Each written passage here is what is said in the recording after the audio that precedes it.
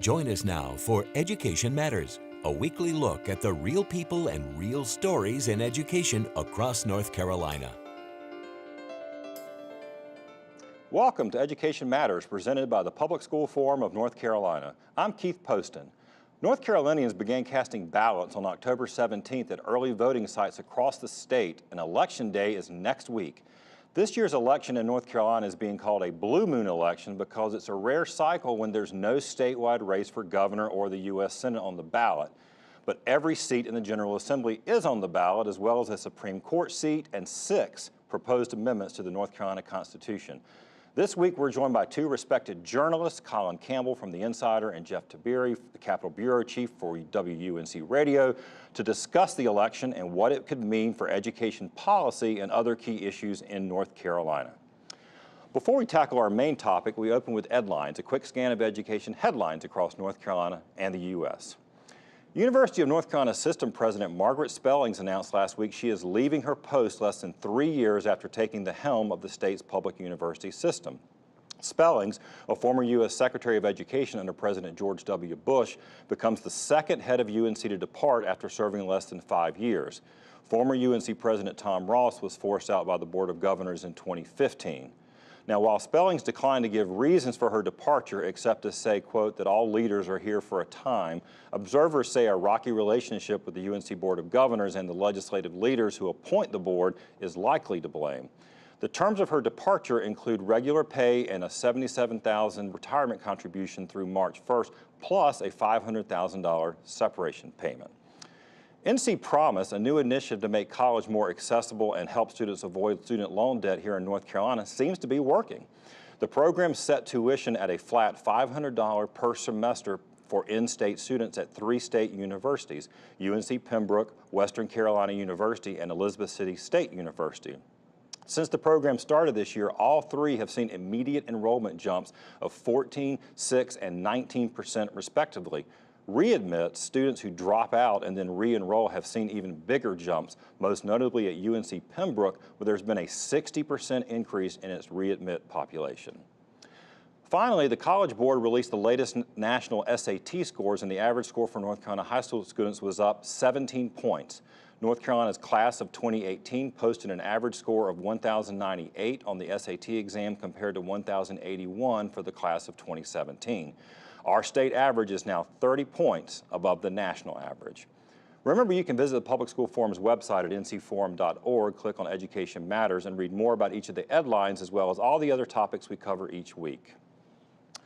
As I mentioned at the top, early voting began 2 weeks ago, so while we don't know who they voted for, we do have a lot of data on what the voters look like so far in terms of race and party identification, and people like our guest today are already poring over this information to see what they can learn. Jeff Tiberi. Jeff, you are the Bureau Chief, Capitol Bureau Chief for WUNC, the NPR network station here. Colin Campbell, returning guest. Thanks, Colin, for being here, editor of The Insider. So let's talk about the numbers first. Both of you have been looking at it. What are we seeing so far in this this sort of midterm early voting that's standing out to you? Jeff? What we saw initially was just a spike. I mean, a surge of voters that initially, for the first few days, almost a week, was outpacing 2016. 2016 being a presidential election. I mean, this is when we see the most, the highest participation. You mentioned a blue moon a few moments ago. Last time North Carolina had a blue moon, turnout was in the 36, 37% range. And all indications right now are that despite not having that Council of State race or U.S. Senate race, it's going to be well above that, mid-40s at least. And I think in certain pockets we might see north of 50, 55. We're going to see very good voter turnout. It's going to deviate a little bit across the state, but what we're seeing was a lot of voters, at least initially. Well, Colin, does it show anything about what about the party breakdowns? Is there a blue wave? Is there a red wave? Is there what's going on? Yeah, that's the one. It's a little bit difficult to tell because obviously you have the party broken down by registration. So what we're seeing is a lot of Democrats coming out, as you would expect, based on everything we've heard this year. A lot of presumably motivated by anger about national politics and things like that. But you're also seeing a remarkably strong Republican turnout. The predictions that Republicans were not going to be that interested in this election and might not show up, which would lead to a bigger blue wave effect, doesn't seem to have come true. They're turning out in numbers similar to what we've seen in the past. There has been a spike in the number of percentage of unaffiliated voters coming out, and that's where things get a little bit murky because we don't know whether those folks are breaking for Republicans or for Democrats, and I think that's ultimately what ends up deciding the results of this election. And that's where most people who are newly registered voters are tending to register independent now, yeah, right? second biggest registration in the state now. Right. So, all right. Well, money might be one of the reasons, right? That people, that sort of awareness now, folks may be excited the election is next week, so they don't have to see anymore. What kind of dollars are we talking about, guys? We're talking about huge sums of money. One other just quick note that just bubbled into my head about early voting, which is we've already seen more early voters in 18 than we did in 14, which was the last midterm, which is a sign again of higher turnout. Sure. As for that money, post Citizens United world, we have seen just a proliferation of campaign donations, campaign expenditures, because of course organizations, third-party organizations, can now make unlimited and anonymous contributions. And I don't know the best way to do the context of this. I shared this with Colin yesterday. We were having a conversation at the legislature. I spoke to a state lawmaker who was first elected in 1972, and he raised about $1,300. So for context, I've had a couple people tell me that they expect, all told, this election cycle, there to be about 25 of the 120 state house races where both major party candidates will raise and spend in the six figures. And in Mecklenburg, we actually have $1 million race in the House. And remember, the House races are smaller, of course, geographically. Right. On the Senate side, we've seen some $1 million races before, Chad Barefoot being one. I think that was the first $1 million race in Wake County. And we're going to see multiple $1 million races in the Senate. So the money is very significant. All right, well, let's talk about, I want to shift a little bit into the policy things. We've got 6 constitutional amendments on the ballot. You know, from an education perspective, there has been some attention paid to the tax cap amendment, but then of course we also talk about some things that are unprecedented. We've got every living governor, Republicans and Democrats, have been coming out and campaigning against at least 2 of the constitutional amendments. What are those sort of polls and sort of what are you seeing out there, Colin? Yeah, you know, it's been interesting because all the constitutional amendments have sort of gone into a single bucket for both of the political parties. The Republican Party is urging people to vote for all 6, the Democratic Party urging people to vote against all 6. But the polling is showing a little bit differently. I think the latest polls that came out this week are showing support, particularly for the Victims' Rights Amendment, which of course had a big advertising push behind it, as well as the Right to Hunt and Fish Amendment, decent amount of support for the Voter ID Amendment, but then the less popular ones are the ones that are not surprisingly more confusing to voters if they're just reading the ballot question, the things involving the governor's powers over judicial vacancies in the election board. Those may be the ones that are more likely to fail than the others. And the big wild card, I think, is going to be the income tax cap, which, of course, is the one with implications for education funding going forward. Jeff, you've been out in the General Assembly and you've covered these things. I mean, is it unusual? These constitutional amendments basically have no enabling legislation behind them. Here's a loaded question. Well, I know. Well, it is loaded, but I mean, but because it's part of, we're going to get to the General Assembly in a minute, the part of the fact that it is controlled a supermajority by the Republicans, they can decide how they do these things.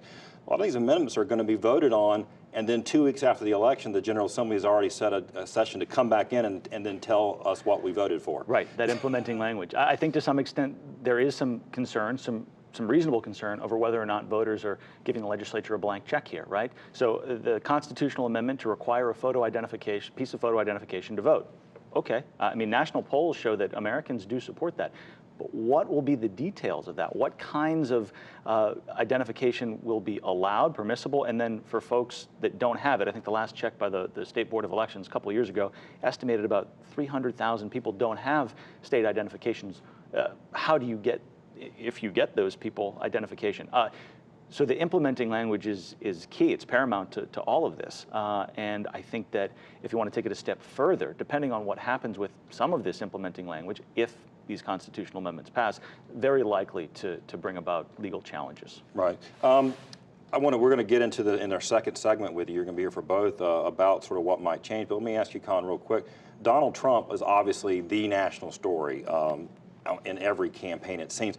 But North Carolina, I mean, education is pretty big. I mean, this is, certainly based on commercials and direct mails. I mean, education seems to be showing up a lot. Does that seem, is that a fair assessment? Yeah, I would say the top two issues in these state campaigns are education and healthcare, with the exception, obviously, of the campaigns that have tried to nationalize their campaign. And you have seen a few state senators running ads about immigration, which, of course, is something they have very little power over. But in terms of what voters are talking about, when you do the polling, when you go out and talk to voters, they're looking at education spending levels, they're looking at healthcare policy, and those seem to be really driving people. All right, well, we're going to take a quick commercial break. When we get back, I want to get into, with both of you, sort of what, if there are changes in the legislature anyway, sort of how that might affect some of the policy issues we cover. So we're going to continue that conversation when we come back with Colin Campbell and Jeff Tiberi. But before we go to break, see if you can answer this question. The Chief Justice of the North Carolina Supreme Court is chosen by the General Assembly from among the 6 associate justices on the court. Is that true or false?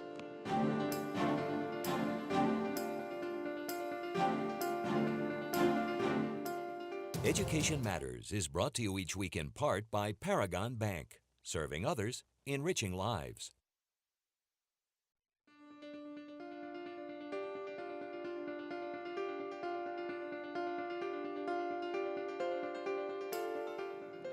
Welcome back to Education Matters. Did you correctly answer false?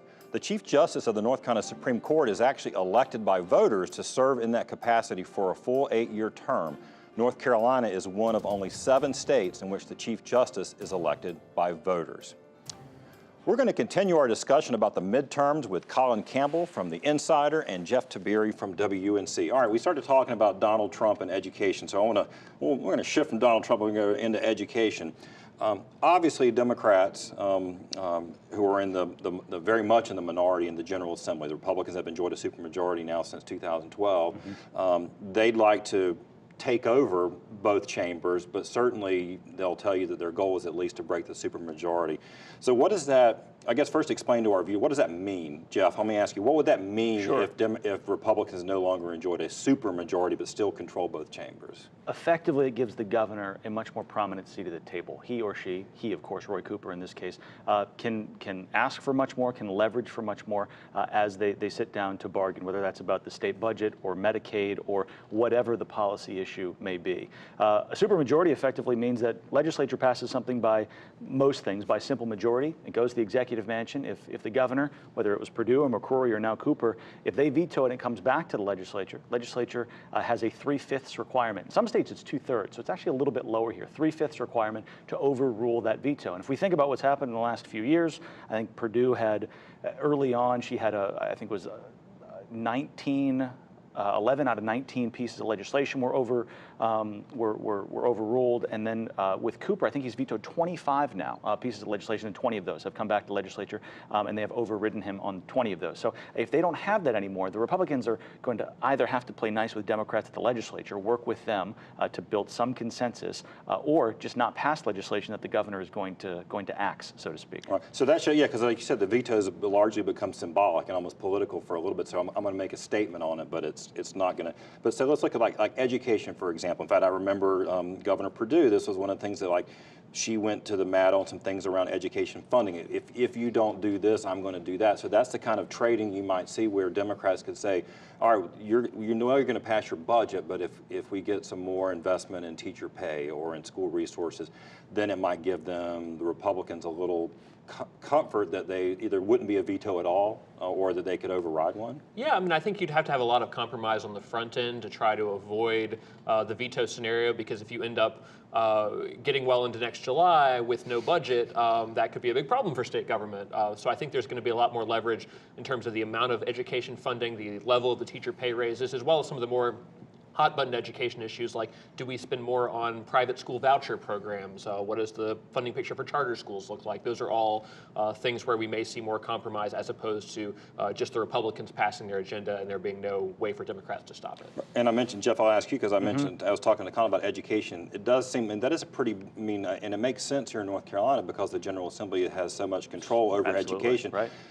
I mean, I live here in Wake County. all the candidates, Republicans and Democrats, are running as education champions. Absolutely. This is healthcare, and I mean, we've heard a lot about immigration, but education is so central to state politics and to the candidacies of so many of these folks running for state house and state senate. It's more than 55% of the state budget goes toward education funding. So we've seen all sorts of campaign mailers and attack ads on television. I think a little bit more nuanced. We've also seen, I'll speak to one House race in Wake County, the Joe John Marilyn Avila race. And this was a very close race 2 years ago. John unseated Avila. Now Avila is coming back to try to get her old seat back, so to speak. And she has sent out some mailers attacking him for not supporting school safety. And this was something that the legislature kind of diverted toward last winter following the Parkland shooting in Florida, right. Trying to bolster funding for school resource officers and for mental health programs. It was not something John supported, and now she's trying to attack him on that. So we have all sorts of educational funding issues. Let's talk about something that looms large for education, Supreme Court. I mean, one of the several things that the General Assembly has done in the last few years have been ruled unconstitutional. I don't have the numbers in front of me, maybe you know this, but several laws were overturned, including some on education. I know, like career status and various things. It looks like Anita Earl, certainly based on the polling, the Democrat Anita Earl is likely to be elected next week. Yeah, I mean, all the signs are pointing in her favor. Of course, the big advantage she has is that the Republicans canceled the primary, so we now have two people who will appear as a Republican on the ballot, which is going to siphon votes away from the incumbent Republican Justice Barbara Jackson. Earls has also raised a ton of money. I think she's over $1 million in her Supreme Court campaign, which is maybe unprecedented for a Supreme Court race. But the upshot of that is we already have a 4-3 majority of Democrats on the court. If she wins, that becomes 5-2, and it's going to stay that way through 2022. So regardless of who's in charge of the legislature, when a Republican law comes before the Supreme Court, the odds that it gets overturned are certainly increased by an Earls win. Right, exactly. I mentioned in my headlines, I want to get one more thing in. Sure. Topic. Margaret Spellings. Big news, big name, national name. This was it was in the Wall Street Journal, the Chronicle hired last week. This is a very political position, certainly now. I mean, maybe it always has been. I mean, I grew up here, but it's, certainly, Tom Ross was forced out. Spellings, a Bush Republican from Texas, but apparently not to the liking of some of the Board of Governors, who were 100% appointed by the legislature. Right. This is a hyper-partisan moment. The divide is growing, is widening, and I think that as we've seen at the legislature in recent years, as Republicans took over in 10, had the strengthened with supermajorities in 12, it's been we talk about it collectively as a heavy lift because they hadn't been in charge of state government since Reconstruction, and at the same time they hadn't been able to have this kind of control, influence, whatever word you want to use, over the UNC Board of Governors. So we've seen a much more political push. We've seen many more conservative people on the UNC Board of Governors, and it's interesting that Margaret Spellings, who was a key member of George W. Bush's cabinet, is not conservative enough for many of the leaders in this state right now. So I think we're going to see a push even further to the right as we think about the UNC Board of Governors in 2019. Which again, whoever's in charge of the General Assembly appoints the Board of Governors. So that's another thing that might drive it. Certainly, I mean, I don't know if that's a vote driving thing, but voters should be aware that the decision for the head of the UNC system is chosen by those members. Yeah, and the Republicans will probably stay in charge of the board for at least the next year or so, even if Democrats had a really good year this year. But you could see the pendulum swing back the other way a little bit further down the road when some new appointments are made and perhaps gets a little bit less conservative. All right, quick. We got a minute left. I want to get some quick. Where you're comfortable. Sure. Quick predictions. I want to get you on film. Do you think that? So, what do you think Democrats are going to do in the General Assembly? You think they are going to take either chamber or break the supermajority, Colin? I think they may be able to break the supermajority, particularly in the House. I think it would be a really, really long shot for them to take the majority. What about the constitutional amendments? What do you think? That's been kind of historically, they all pass when they get on the ballot. Historically, since this Constitution has been ratified, I think it's like 83% of amendments have been approved. My gut still says that all 6 will get through, maybe a couple with pretty thin margins. But it is interesting as we think about those executive power constitutional amendments. The governors have spoken out against them. Americans for Prosperity have spoken out against them. So perhaps those are in a little bit of trouble. Great. Thanks so much. Good insights, great conversation, and good seeing both of you. After the break, this week's Leadership Spotlight.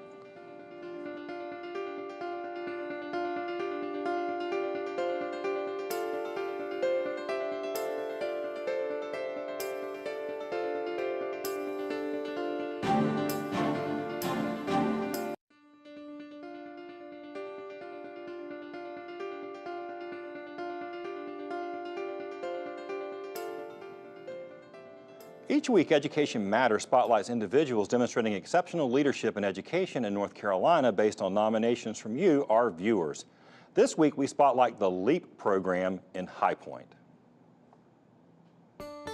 Leadership Spotlight is brought to you by Participate, where we believe every student deserves equitable access to quality education. LEAP stands for Literacy Empowers All People, and we firmly believe that literacy is a ladder out of poverty. We started about 5 years ago with one child, just to help one child that was struggling with their homework. And now we've grown to serve over 400 children. I was the first student that came into LEAP. I have an immigrant family. I'm a first-generation college student. So coming here to America, we moved here in 2011, and I barely started high school.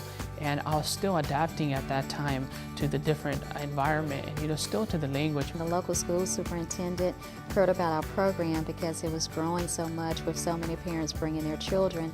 So he asked us to come in and bring the program directly into the school system. We work with children from the very beginning all the way through finishing school. We want them to graduate on time, but we also help them get prepared for college. I'm in pharmacy school, and so I try to come back and, give my time out. And I'm very grateful that I can be served as a role model for these kids so that they can look up to me and think that if I can go to a good university, so can they. What we also do is we have a mentoring program for the kids. It's called Boys to Men and Girls to Ladies. We have children who are so excited to come and just to have that one-on-one interaction with someone who, cares about them. These kids are coming from low-income, poverty-stricken communities. If you have a child that has not eaten breakfast in the morning, how is that child going to function all day? They get lunch and breakfast, and they get snacks in the middle of the day, and then once a week they get a backpack full of snacks and food that their family can sustain with for the rest of the week.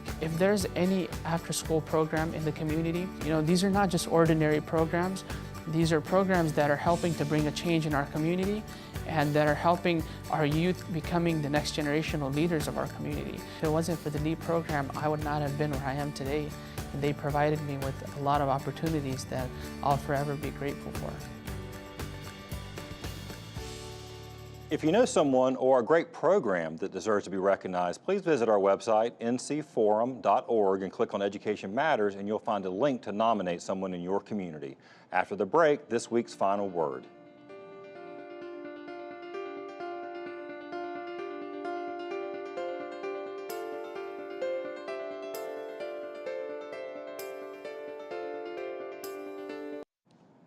Election day is almost here. Based on early voting anyway, turnout seems to be higher this year than in a typical midterm election, particularly a blue moon election year where there's usually even lower turnout. Current early voting rates actually look like a presidential election year than a midterm.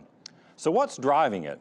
President Donald Trump dominates the national political conversation and seemingly every conversation these days. But is that the case here in North Carolina? Here, much of the political activity has swirled around the General Assembly and the supermajority status enjoyed by Republicans. Put it this way, 20,000 teachers didn't descend on Raleigh in May to protest Donald Trump. According to the National Education Association, there are an unprecedented 550 current and retired educators running for State House and Senate seats in 2018, including several here in North Carolina.